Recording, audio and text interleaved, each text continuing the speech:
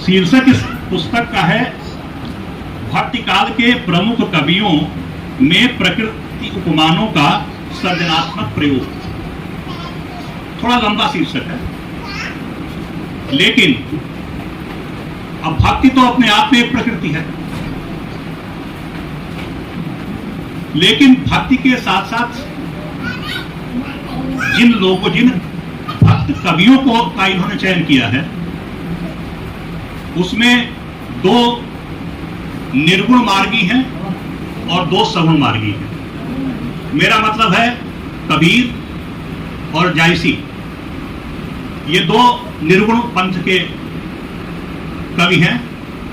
एक का उद्देश्य ज्ञान साधना है और दूसरे का उद्देश्य प्रेम साधना है।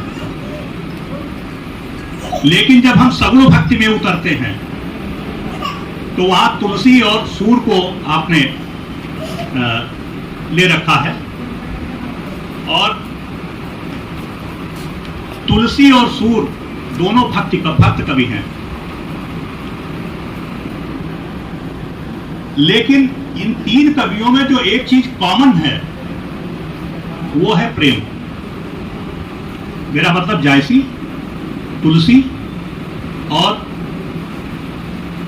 सूरदास से है। ज्ञान साधना कबीर का पंथ है, और ज्ञान की विशेषता है कि ज्ञान बंधन मुक्त करता है, जबकि प्रेम बांधता है। इसीलिए भक्ति की अवधारणा में जो भी कवि हुए, उन्होंने कहा कि हमें मुक्ति नहीं चाहिए। अब नाथ करि करुणा बिलोकहु देहु जो बर मानऊ, जेहि जोनि जन्मऊ कर्म बस तह राम पद अनुरागऊ। ये बालिका वाक्य है। बड़े शिद्दत से उसमें सामने नारायण खड़े हैं और बड़े स्वाभिमान से कहता है कि अपने इस जन्म के कर्म के कारण मैं चाहे जिस योनि में उत्पन्न हूं, बस तुम्हारी भक्ति करूं। ये भक्त का प्रेम है। अर्थ न धर्म न काम रुचि, गति न चाहूं निर्वाण, जन्म जन्म रति राम पद, यह वरदान न आन। ये तुलसी की स्थापना है। लेकिन ज्ञान मार्ग में और प्रेम मार्ग में दोनों में एक चीज कॉमन है, वो है अनुभूति। ज्ञान साधना भी अनुभूति से प्राप्त होती है, अनुभूति से ग्रहण की जाती है, और प्रेम साधना भी। अनिर्वचनीयम प्रेम स्वरूपत्वात्, नारद भक्ति सूत्र। नारद भक्ति सूत्र में यह कहा गया कि प्रेम जो है वो अनिर्वचनीय है, उसको व्यक्त नहीं किया जा सकता, यानी उसको केवल अनुभव किया जा सकता है। अगला सूत्र है, उसमें उदाहरण देते हैं कि अगला सूत्र क्या है। तो कहते हैं यथा ब्रज गोपिका नाम। कहा प्रेम कैसा होना चाहिए, तो जैसा ब्रज की गोपियों ने की। यानी जब प्रेम की बात आएगी तो ब्रजांगनाएं सबसे आगे आती हैं। दूसरी चीज, प्रकृति की बात इसमें की गई। प्रकृति का आधान हमारे यहां सौंदर्य के प्रकटीकरण में किया गया। यानी जो सुंदरता है वो ईश्वर ने प्रकृति में ही रखी। इसीलिए सारे जो माया के बंधन हैं वो प्रकृति संपन्न है। कहिए कैसे? देखिए, दो प्रारंभिक लोग हैं, राम और सीता, हमारी संस्कृति में। राम ऋषि संस्कृति की उत्पत्ति है और सीता कृषि संस्कृति की उत्पत्ति है। ऋषि संस्कृति क्यों आप कहेंगे? क्योंकि राम की उत्पत्ति यज्ञ से होती है, और यज्ञ ऋषि धर्म है, वैदिक धर्म है। श्रृंगी ऋषि ही वशिष्ठ बुलावा, पुत्र काम शुभ यज्ञ करावा, और उस यज्ञ से राम उत्पन्न होते हैं। हमारे इतिहास में भी ये दो धारणाएं हैं, ऋषि संस्कृति और कृषि संस्कृति। जब भी भारतीय संस्कृति एनालाइज की जाएगी तो ऋषि और कृषि संस्कृति की बात उठेगी ही उठेगी। दूसरी तरफ सीता कृषि संस्कृति की उत्पत्ति। जनक हल चलाते हैं, धरती से सीता निकलती है। जो हर की फाल होती है उसे भी सीता कहा जाता है गांव में आकर। तो अब वो धरती प्रकृति है और राम पुरुष है, और इस पुरुष और प्रकृति के संयोजन से ही सृजन उत्पन्न होता है। कहिए कैसे?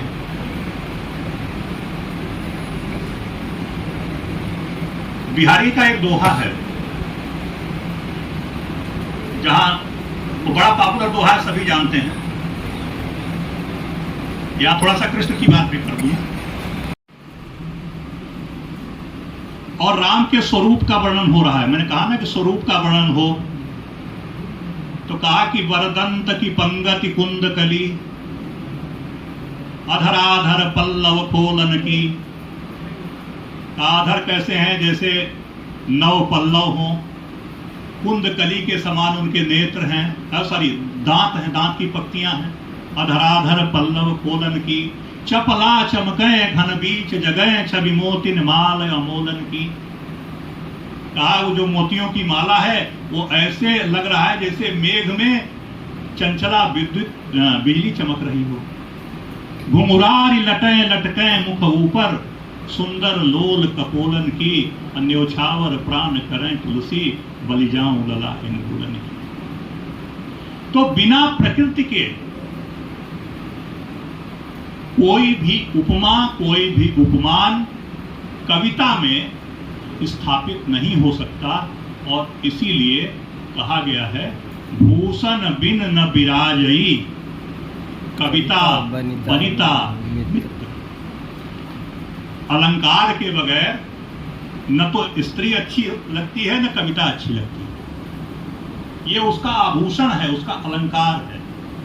तो इस दृष्टि से ये जो पुस्तक है वो अत्यंत महत्वपूर्ण है। छोटी छोटी चीजों को लेकर के, चकोर को, पंकज को, लाल मुनि चिड़िया को, ऐसी छोटी चीजों को कल्पना जी ने इसमें एक पिरोया है। जैसे जैसे आप इसमें घुसते जाएंगे, और उनके उदाहरण पर बहुत, चूंकि अभी बोला जाए तो बहुत कुछ कहा जा सकता है, लेकिन जैसे जैसे आप उस पर घुसते हैं वैसे वैसे आप जो है उदाहरण के साथ जब उन सारे उपमानों को समझने की कोशिश करेंगे तो आपको आनंद आएगा।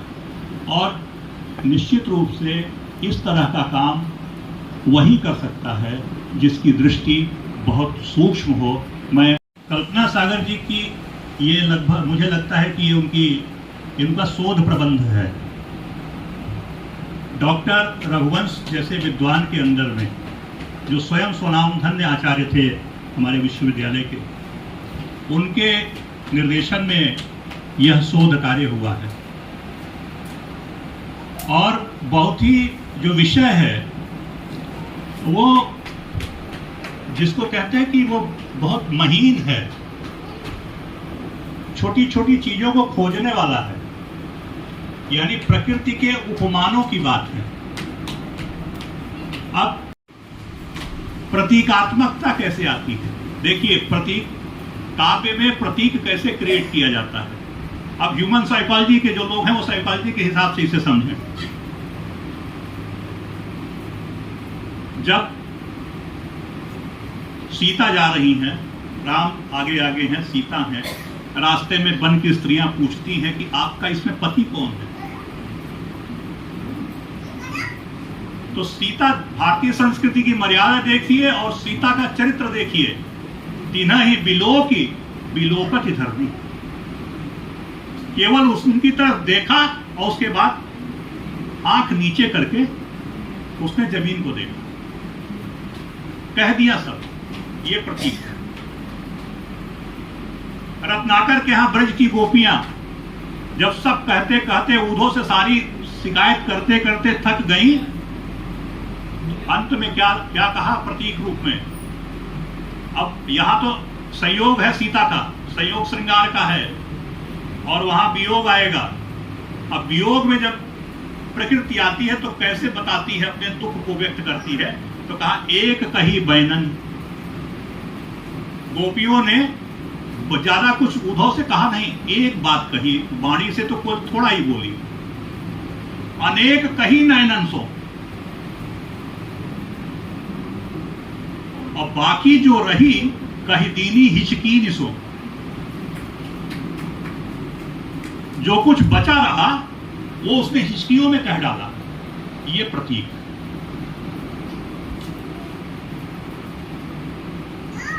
अब प्रकृति एक तरफ आती है, जैसे अब जायसी के यहां चलिए, जायसी की भी चर्चा इन्होंने की थी। जायसी के यहां संयोग और वियोग दोनों प्रकार के भक्ति का, प्रेमाश्रयी भक्ति का उल्लेख है। आचार्य रामचंद्र शुक्ल, शायद उनका उदाहरण आपने छोड़ दिया है, उन्होंने कहा है कि जायसी का रत्नसेन आत्मा है और पद्मावती वो परमात्मा। और इस पूरे को लेकर के उन्होंने जो बिंब क्रिएट किया, तन चितौर, शरीर जो है चित्तौड़गढ़ है, जो अब पद्मावत के ये अलग अलग जो कथा में वर्णन है, चित्तौड़गढ़ की कथा है, रत्नसेन वहां जहां वो है। मन राजा की ना, राजा जो है मन है। हिय सिंघल, हृदय जो है वो सिंघल द्वीप है जहां पद्मिनी है। अब बुद्धि पद्मिनी चिन्हा, जो जिस तोती की कथा है, गुरु सुआ वह गुरु है। जय पंथ दिखावा, बिनु गुरु जगत को निर्गुण पावा। बिना गुरु के इस संसार में निर्गुण की प्राप्ति संभव नहीं है, जिसकी चर्चा कबीर भी करते हैं। कबीर की ज्ञान साधना में चलिए, अच्छा पहले जैसी वो खत्म कर देते हैं। अब नागमती यह दुनिया धंधा, नागमती का विरह वर्णन वो ये सांसारिक प्रपंच है, जगत प्रपंच को नागमती के रूप में चित्रित किया है जैसी ने। नागमती यह दुनिया धंधा, बाँचे होय न यही चित बंधा। ये जायसी का एक तरफ निर्गुण ब्रह्म की उपासना के प्रतीक हैं और दूसरी तरफ जो लौकिक प्रतीक हैं, चित्तौड़, रत्नसेन, नागमती, पद्मावती, सुग्गा, ये सब भौतिक प्रतीक हैं। इसमें क्या है, यहां पद्मावती जो है उसके साथ जब उसका वर्णन जायसी करते हैं तो 6 ऋतुओं का वर्णन करते हैं, 6 ऋतुओं का। और जब नागमती का वर्णन करते हैं तो 12 मासा का वर्णन करते हैं। यानी 12 मासा में पूरा वियोग श्रृंगार है और 6 ऋतुओं में पूरा संयोग श्रृंगार का वर्णन है। लेकिन कबीर के यहां ये बिंब विधान बदल जाता है और सीधे सीधे सपाट बयानी को उतर आते हैं। वो क्या कहते हैं, जल में कुंभ, उदाहरण सब प्रकृति से ही लिए जा रहे हैं, ये ध्यान रखिएगा। जल में कुंभ, कुंभ में जल है, बाहर भीतर पानी। फुटा कुंभ जल जल ही समाना, बोझो तत्व ज्ञानी। कहा ये कुंभ जो है, ये जो शरीर है इसको कुंभ कह दिया। और ये पूरी प्रकृति किससे घिरी हुई है, जल से। और जब ये होता है तो कहां जाते हैं, जल में, है ना। गालिब कहते हैं ना, ये मसाइले तसव्वुफ, ये तेरा बयान गालिब, तुझे हम वली समझते जो न बादा हार होता। हुए हम तो मर के रुसवा, हुए क्यों न गर के दरिया। न कहीं जनाजा उठता, न कहीं मजार होता। तो गर के दरिया होने में गालिब भी अपना स्वाभिमान समझ रहे थे, मजार उजार के खिलाफ वो भी थे। तो ये जल का है। एक और उनका पद ले लेते हैं कबीर का, कहते हैं कि हिरना समझ बूझ बन चरना। एक बन चरना दूजे बन चरना, तीजे बन पग नहीं धरना। वाही वन में 5 पारथी, कहा वहां 5 शिकारी हैं। और हिरना किसे कहता है? इस आत्मा को। कहा बहुत समझ बूझ के इस संसार में रहना। यहां ये बिंब है। 60 में इसलिए करते चल रहा हूं क्योंकि समय में आप काफी हो चुका है।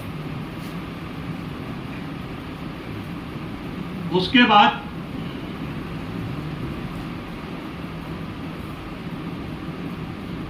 तुलसी के यहां आइए।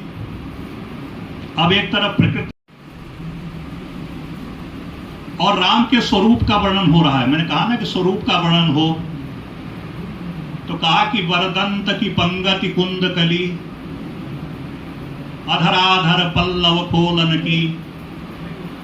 आधर कैसे हैं? जैसे 9 पल्लव हो, कुंद कली के समान उनके नेत्र हैं, दांत हैं, दांत की पक्तियां हैं।